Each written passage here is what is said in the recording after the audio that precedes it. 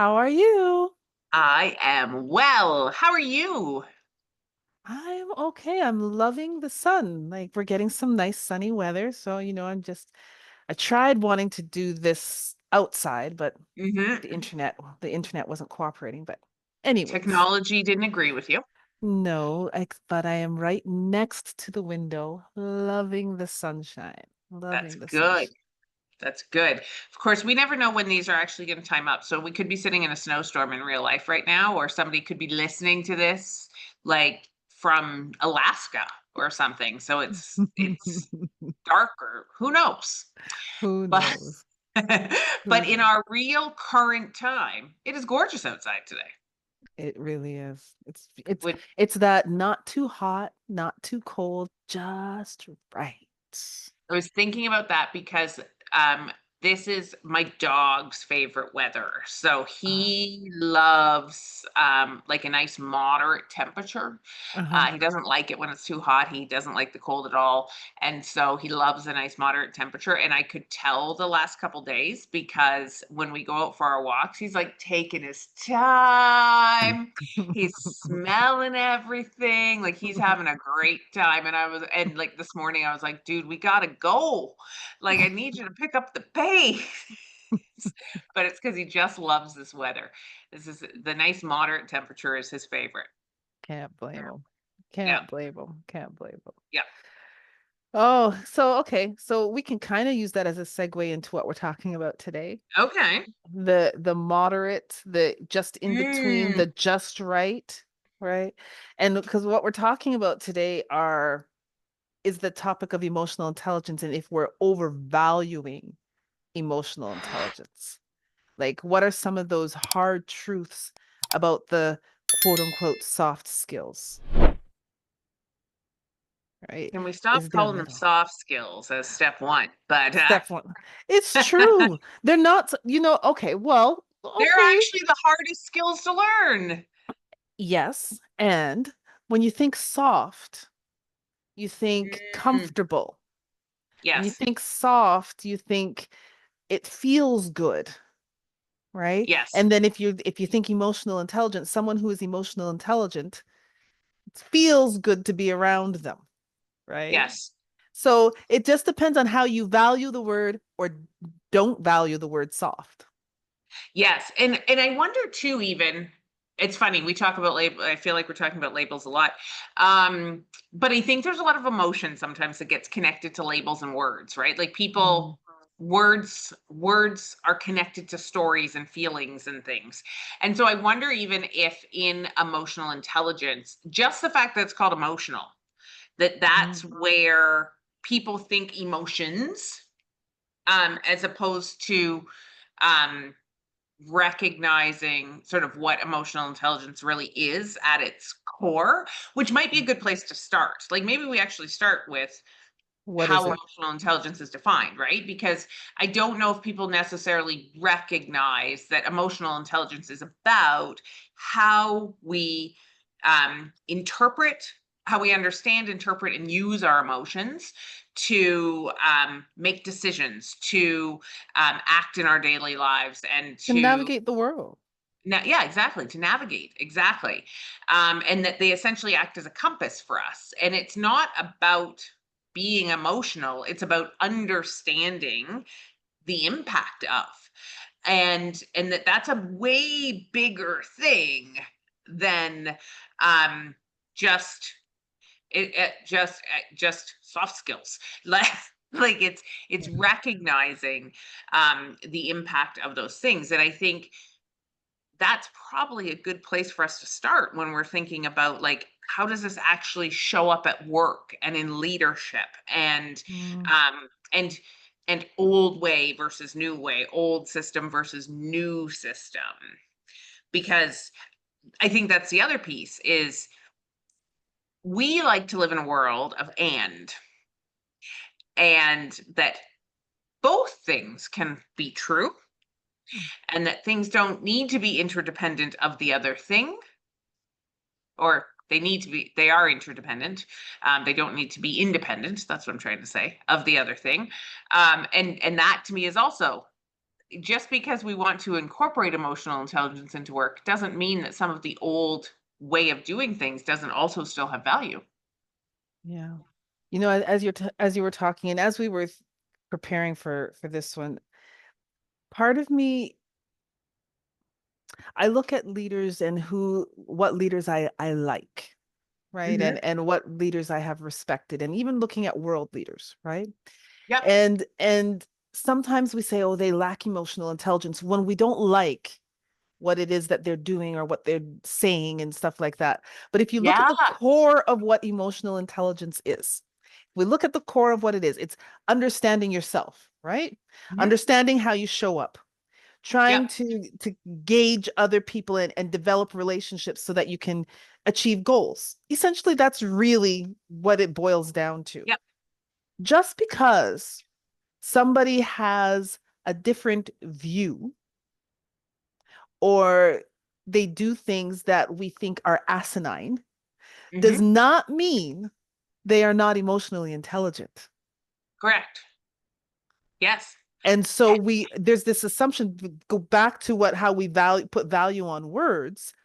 Mhm. Emotional, when we say, we want to be emotionally intelligent or this person is emotionally intelligent, we assume that it's a positive, but it doesn't have N to be. No, because it's about using. And so sometimes I overuse things and sometimes I underuse things. Um, well, and what's also interesting is if we use myself, I actually in the 15 subscales of emotional intelligence, I score lower. I use less um, for actually recognizing my like for emotional awareness. And it's not that I'm not self-aware because I use self-awareness, but I joke that I need to carry a feelings wheel around with me because my emotions consist of happy, sad, angry, frustrated, and sometimes overwhelmed. Those are about the five emotions that Melissa carries. And so, but so that's it's actually ironic because I think people connect it to being emotional. And I would actually say, I don't talk about my feelings at all, but that doesn't mean but that doesn't mean that I don't respond emotionally, even though I like in situations. And again, sometimes that emotionally looks like I'm gonna use my feelings wheel now, like exuberance. And sometimes that emotionally can look like it can look different. Um, and emotions don't need to be the five that I'm good at. Like there's so much more to that, and recognizing the impact that those things have on both myself and on those around me. Um, so it's those words that if we like get caught in them, it just leads to such a weird conversation. Yeah. Emotional intelligence is something that we hear a lot of now. Like Hmm. it's part of leadership lingo, right? As we described it, right? And are we do you think that we might be expecting too much from it? Like when we're thinking about leadership and effective leadership, are we expecting too much from emotional intelligence? Are there other things that have to come into play? Um, I've been spending a fair amount of time sort of exploring that as a whole because I'm very in. So, for those who don't know, like I spent a lot of my career in operations, and operations is systems and processes. Um, and so systems and processes are probably the least emotional thing that that you could have a conversation about, right? Um, but there's a lot of emotion tied to systems and processes. So I've been really starting to ask questions around like, could we or should we have emotionally intelligent systems? Mm, Because the reality is in my mind, the reality is in the current state, who knows with AI, but in the current state, people are who do work. And Mm. people, if we're trying to create a world where I'm going to back up. Work has shifted. If we think back 80 years ago, when emotional intelligence wasn't something in the workplace, work was very different then. Work was very um, line operator type stuff, right? Like I went to work, I I pushed the press down, I it was very Mhm, physical, right? mhm, It was mhm, much more physically based work. Work is no longer, it's still there in some fields, yes, but work is becoming less and less about physical and more about mental and people and emotional, which is why there's a greater value for this type of thinking in the workplace now. Because it's more impacted. It's not as simple now to just say you go work the line and expect result, because result is no longer physical product as much as it is non-physical product now. And mhm, so that starts to shift how we lead. And it's not that before was wrong, and it's not that some of that stuff isn't still needed, but it's a very different way of working now than it was before. And so just like anything else, I would like surgery is different than it was 100 years ago. And there's reason for that, because with greater ability to do more and with more knowledge comes more responsibility. And I think that that's ultimately where we are in the workplace now. mm, hmm. So, if that's where we are in the workplace now, how do we how do we talk about emotional intelligence so that people can grasp what it means for them individually, like how they show up? I feel like as a starting point, it's we need to take the fear out of it. It's change, right? And so it's a different way of thinking, it's a different way of acting, it's different. And so I think I'm always going to go to education as Mhm, because that's how I start to create change in myself. That's how I mhm. start to understand things. Education has always, but that's also a me thing. I know that about myself, but I feel like without education, um, that then that's where fear and misunderstanding and all those things come in, right? Like ignorance is ignorance because it's misunderstanding and lack of information. And so I think the more that we can actually teach what it is and not just use it as a tagline, the better and the greater the opportunity is, because then I can start to realize, oh, this is actually more about how I show up. And if we start to give examples of what that looks like, right? Like it's the, oh, I do get really frustrated when this happens at work. And when that happens, that does distract me. And that does cause me to lash out at the person next to me. And So starting to, that takes a certain level of self-awareness and maturity, yes. because sometimes you are very aware of how you show up, but you don't have the maturity to understand how that is impacting others. Mm, yeah. Yeah, and it's funny, right? Like if we think about it,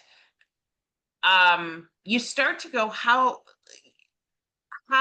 like why are some people more open to it than others, and what how does some people get there and others don't, and what does that look like, and and where does it come together? And I think we talk about this a lot, right? Because in our world, right, where you're sort of that that people brain and I'm the business brain, like we talk about sort of how do we merge the worlds of people and performance, and how do we merge the worlds of bringing recognizing humans are the ones at work.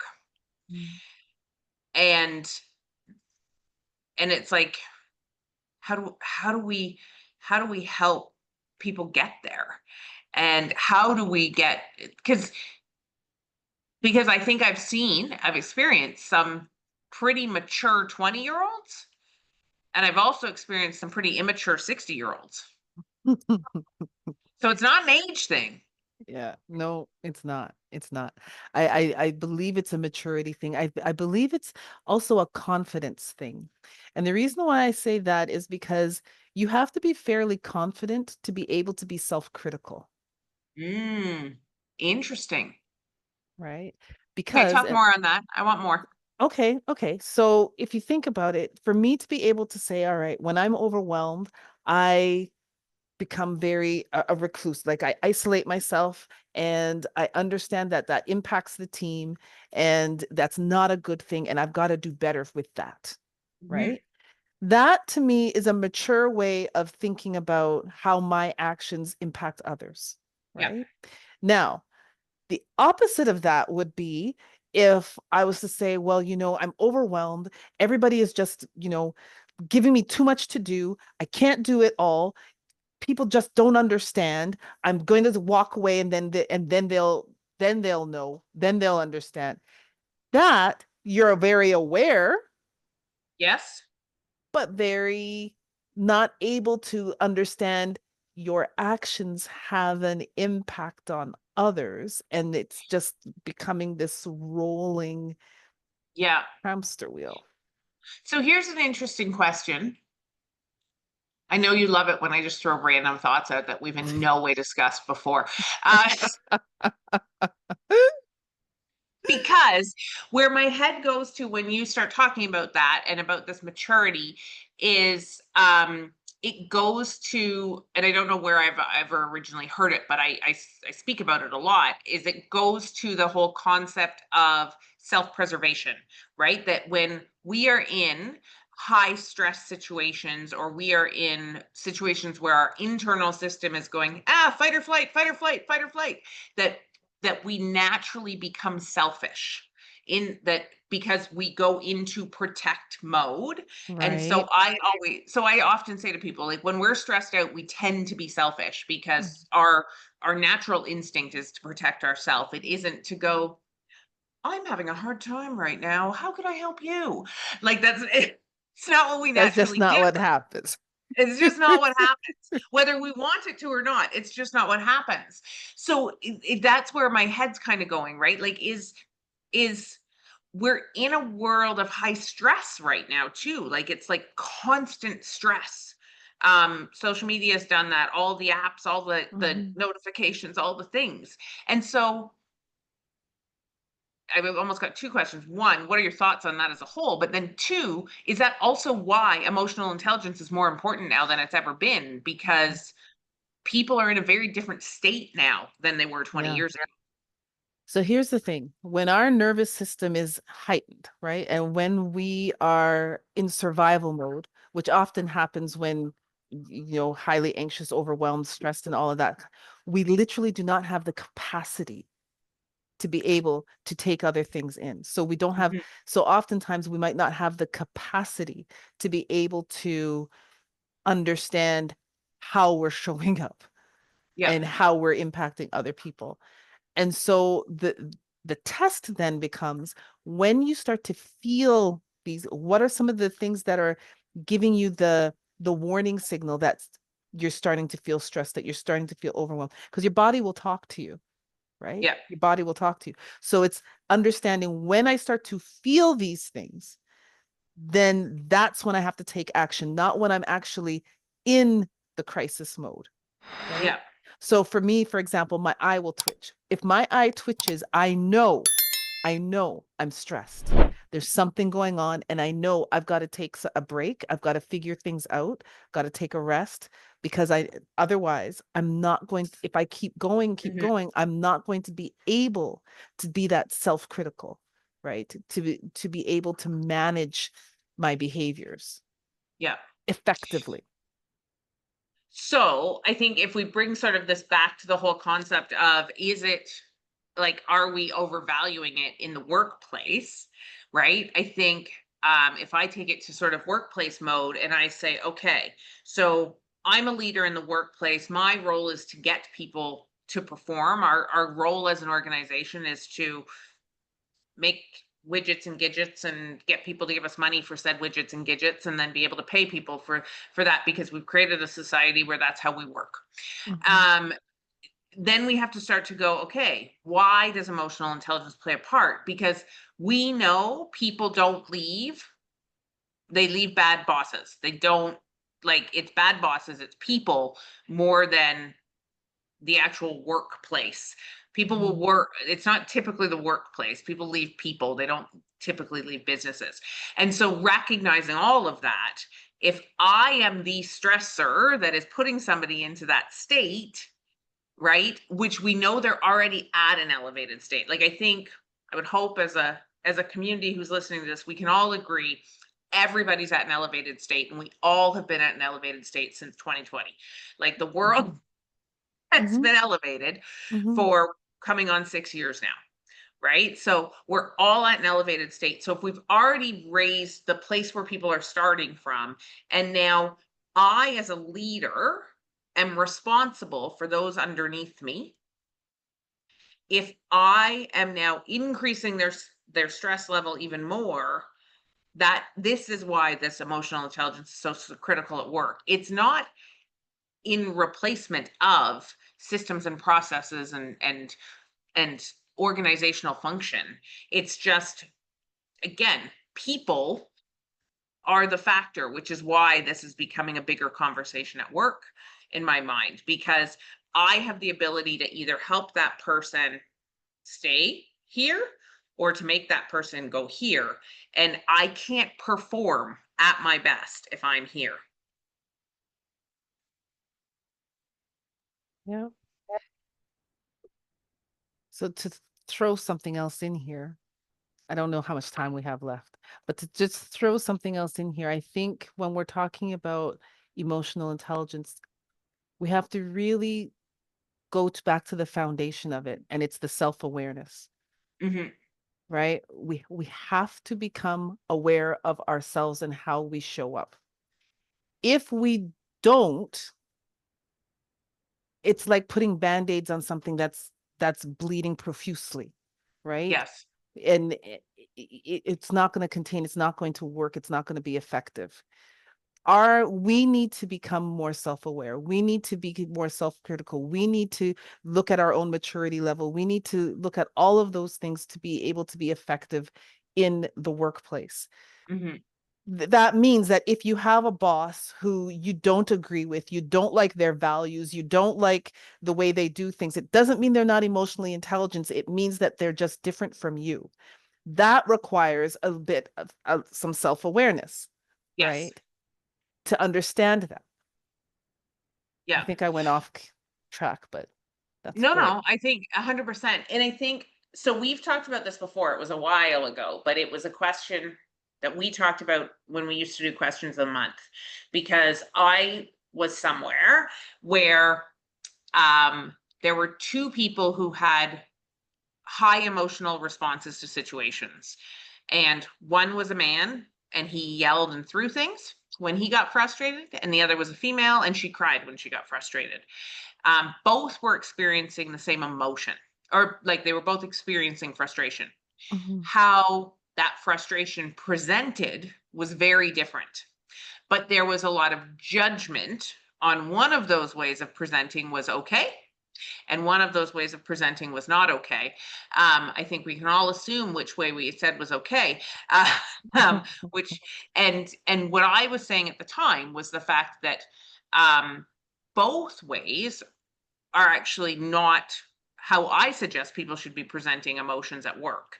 And so that to me is like, I think there is still that underlying feeling that old way of leading is a masculine way, and Mm, it's assertive and aggressive and those things. And new way of leading, when we talk emotional intelligence, must be a feminine way, and it's mm, soft and it's cushy and all of those things.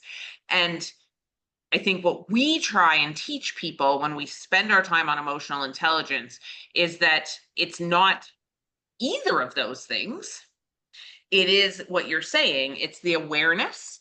It's the ability to understand this is what I'm feeling. It's the ability to manage that response so that mhm. ideally, like in an ideal world, we all stay pretty chill. Uh, um, we all stay pretty not. I don't want to say neutral because emotions are good. I say that as a really like passionate person. So it's But not. it's able It's to recognize and say, I'm upset right now. Yeah, Like I it's need a being able minute. to recognize it, yeah, Yeah. and then from there that we understand that our responses do have impact on those around us, and how we react does have impact on those around us, and so we need to be able to understand and see how others are feeling, and be able to understand our impact on those things and figure out how do we manage that so we can all work together and communicate together, and that again, none of this is about being soft. It's if we go right back to what we said at the beginning, right, with that whole name of soft skills, none of it is soft. It's actually it's leading with openness and curiosity and empathy and willingness to learn and all of these amazing things that create an environment where we feel safe and where we feel like we can challenge each other and innovate and be creative, because again, we're in a work world right now where we're not just working a line and pushing the press, right? Like Hmm. speed is people's weapon right now. Innovation is how you drive your business forward. Creativity is how we make more money. And if we don't create an environment that allows those things to happen, then that's where the lack of business performance starts to come in. Yeah. Yeah.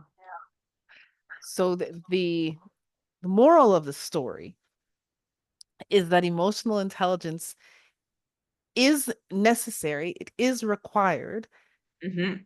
and it needs, and it's not a journey where you get to an end point. There is no end point. We're Yeah. always growing, we're always learning. Um, and we've got to be okay with not being okay sometimes and understand what that means. Like it's this constant self-reflection, the Yeah. constant self-reflection. Which is messy. It's messy. It doesn't always feel good. It's not always what we like to do. So It's if not we always think of comfortable. it's not always comfortable. We like to tell people to be comfortable with being uncomfortable. Um, right? Um, but it leads to cool stuff. Like it leads to results and ultimately well-being and all of those things. I guess we like if we think about like what can people take away from this, one of the things that you said early that I think is a really cool action that people can take away is you talked about recognizing and being aware of things, and one of the things that we one of the activities we give out is sort of like that stop 4 times a day, stop three Mm, times a day, whatever that number is, and ask yourself, like, or you said your body will tell you, your right? body So will talk to you. Yeah. yeah, so stop 3 4 times a day, set an alarm in your phone, stop 3 4 times a day, and just ask yourself, right, like, what am I feeling right now? Is there anything I need to be aware of right now? Is my body telling me anything right now? And like use it as sort of that checkpoint to start to pay attention. And if your body isn't feeling anything, it's all good. Like don't stress, don't use it, don't let this stress you out. It's an awareness technique. But even if what your brain says is, like, I'm feeling overwhelmed right now, I don't have time for this right now, just acknowledge that. You don't have to sit in this for 10 minutes. It's Hmm. like, okay, I am feeling overwhelmed right now. And because I'm feeling overwhelmed right now, I might not be able to sit in this much longer. Like, that's okay. Hmm. But then also go back and ask yourself later if you need to, what was causing the overwhelm? Yeah. Like, what are the situations that cause the overwhelm for you? It could be a whole bunch of different things going on in a whole bunch of different areas of your life, or it could be one person rubs you the wrong way, and when they talk, you start to feel this overwhelmed, what you've labeled overwhelm. But Yeah. you've got to be able to reflect and kind of figure that piece out if you're going to go to the next level, let's say, and be able to effectively manage it. Yeah, because I think, and I know we totally have to go, but I think that that's the piece, right? Is like once you start to become aware, then you can start to build strategies that set you up for success. And maybe I'll finish on sort of like a quick example, quick story. I know for myself that I feel overwhelmed if I have to jump from too many tasks. Like I don't function well when I'm switching hats all the time. Mhm. I like to kind of be able to buckle down, get stuff done, and everything else. And if I'm doing too much of this, then I actually become less productive because I get caught in the overwhelm and then I start doing stupid stuff that is not productive or useful or anything of value, because my brain is just searching for a win Mhm. somehow. Mhm. And so for me, recognizing that in myself, I have the ability to control that because I can control my calendar and I can control how I schedule myself. And so blocking stuff into my calendar so that I don't have days of this is makes me Mhm. more effective and more productive. And so again, workplace, if I'm in a workplace and I have an employee who's not producing, don't just go, oh, they suck, they're not producing. Like actually like dig into why, try and understand, figure it out, because it could be with somebody who's like me that if we just actually allow them some control over their schedule, they'll produce 2x what they've already been doing or 5x what they've already been doing. Right. But if we just come at them hard, we're not ever going to get there. Yeah. So true. Yeah. So true. Okay. And with that, if you need some support, give us a call. Awesome. Okay. Okay. Joking, not joking. Stimulating as always. Okay. Stimulating as always. All right. Till next time, everyone. We will chat soon. Bye, everybody.